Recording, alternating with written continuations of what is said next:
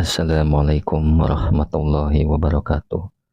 Alhamdulillahirabbil alamin. Allahumma shalli ala sayidina Muhammadin. Teman dan sahabat semuanya yang dimuliakan oleh Allah Subhanahu wa taala.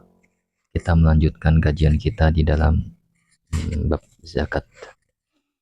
Bismillahirrahmanirrahim. Qala al-musannifu rahimallahu taala nafa'anallahu bihi wa bi ulumihi fi darini amin.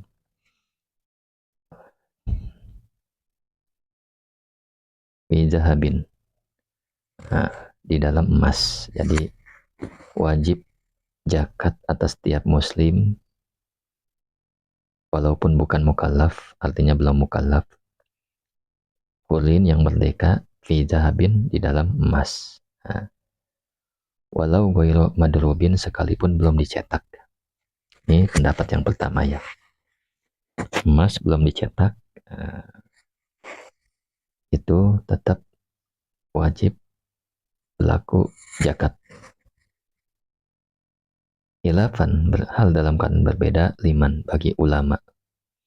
Za'ama yang menyangka ia ikhtisosoha akan kekhususannya zakat bil madrubi dengan emas yang dicetak. Balago yang sampai qadru kholisihi apa kadar murninya emas isyrina akan 20 miskolan 20 miskolnya. Biwazni Makkata dengan timbangan Makkah tahdidan dengan pasti. Jadi pendapat yang kedua mengatakan ini berbeda dari pendapat yang pertama. Walaupun belum dicetak, yang pertama itu adalah tetap kewajiban zakat berlaku pada emas yang sekalipun belum dicetak. Yang kedua, ini berbeda pendapatnya, yaitu ulama yang menyangka khususnya zakat dengan emas yang telah dicetak, yang memang kadar murninya emas tersebut 20 miskol dengan biwazni Makkah dengan timbangan Makkah. Nah, jadi gitu ya. Nah, ini cuman yang lebih kuat adalah walaupun belum dicetak, maka kewajiban zakat itu berlaku pada emas sekalipun belum dicetak. Kemudian, kalau naqasa,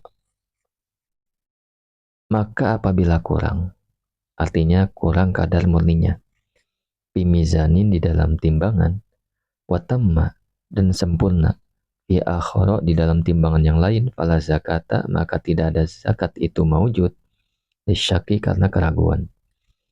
Jadi kalau ada seseorang nimbang, nah, apabila emas kurang dari jumlah tersebut dalam satu timbangan dan pas dalam timbangan lainnya, maka tidak wajib dizakati. Seperti itu. Timbangan A kurang, timbangan B sempurna, maka nggak wajib zakat. Kenapa ya? Karena ada keraguan. Nah, wal miskolu dan adapun satu miskol isnani ialah 2. Wasabauna dan 70 habbata sa'irin 70 biji gandum mutawassitotan yang sedang. Jadi ukuran satu miskol itu adalah seukuran 72 biji gandum yang berukuran sedang. Qala telah berkata syaihu siapa guru Zakaria yaitu Imam Zakaria, wa waznu nisabi zahabi dan adapun nisabnya emas, timbangan nisabnya emas bil asyrafi dengan timbangan asyrafi khamsatun ialah 5 wa isruna dan 20 wasubu'ani dan 2/7 wa tusu'un dan 1/9. Nah, jadi Imam Zakaria itu adalah muridnya Imam Ibnu Hajar Al-Haytami. Ia berkata, timbangan nisab emas dengan memakai timbangan negara Al-Syrafi ya adalah 25 plus 2/7 plus 1/9. Jadi 25,396. Wa qala tilmiduhu dan berkata siapa muridnya Imam Zakaria Al-Ansari yaitu Ibnu Hajar Al-Haytami,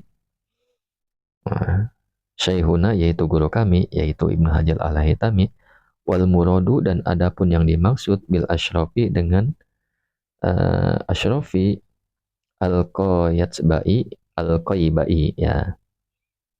al-Qaitabai.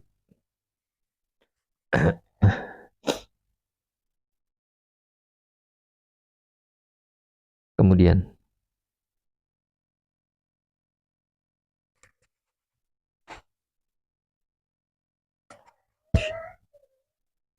jadi yang dimaksud al-Ashrafi Qaitabai itu ya uh, dinar emas pada masa pemerintahan Sultan ya, pada masa pemerintahan Sultan Qaitabai.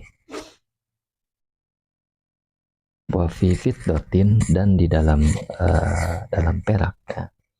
Balagot yang sampai apa fiddah mi'atai dirhamin pada 200 dirham biwasni makata dengan timbangan Mekah, wahwa adapun dirham homsuna ialah 50 biji, homsuna habatan ialah 50 habatan biji, wahu musa habatin, dan 2/1 biji.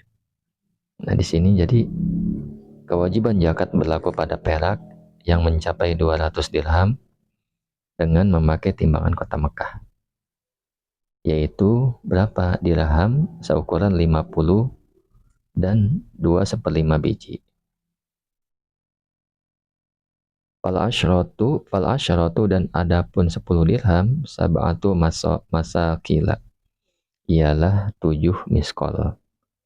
Jadi 10 dirham sama dengan 7 miskol. Yang mana 1 miskol itu adalah 72 biji gandum berukuran sedang. Walau waqso, dan tidak ada keringanan.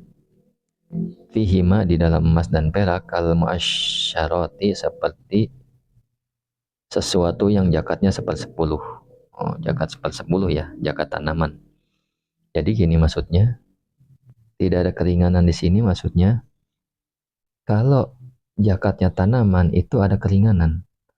Ketika memang seseorang itu berusaha dengan uh, menyiram air tanaman tersebut dengan memakai biaya itu 5%.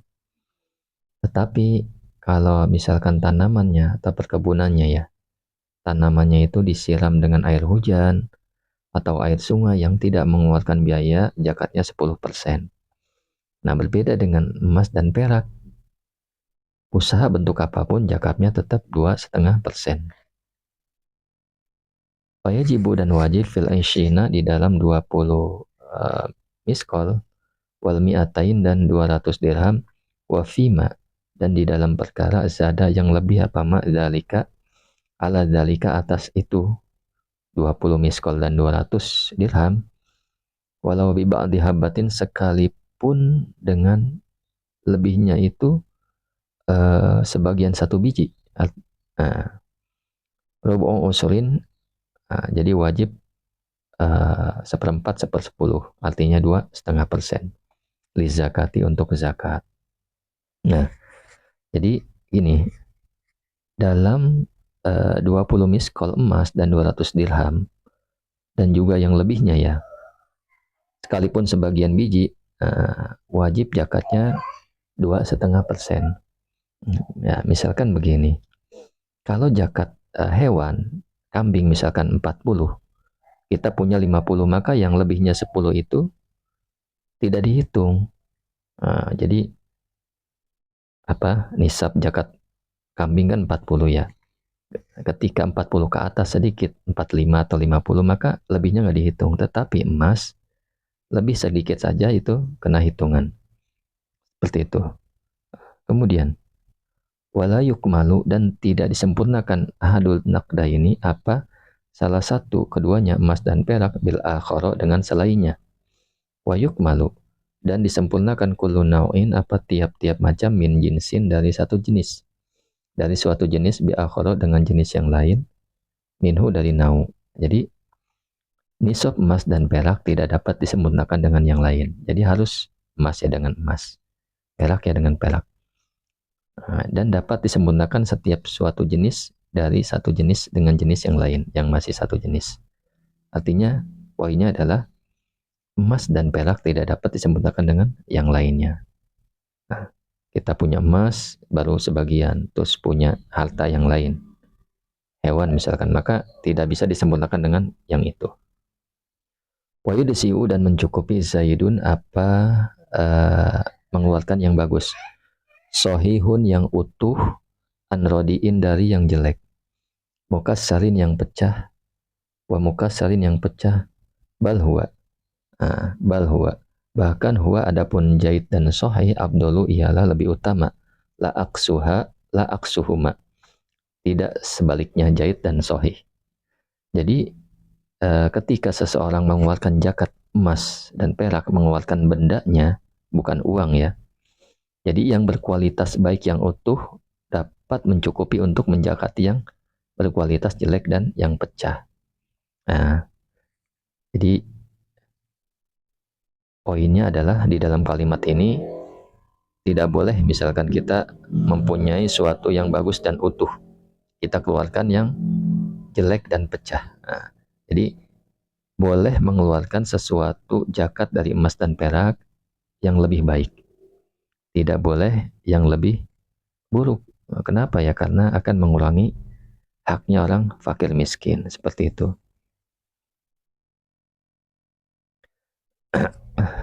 Kemudian, Allahumma sholli ala sayyidina Muhammad wa ala sayyidina Muhammad. Wa kharaja dan keluar bil khalisi dengan kata murni al maksyusu apa yang dicampur. Fala zakata maka tidak ada zakat.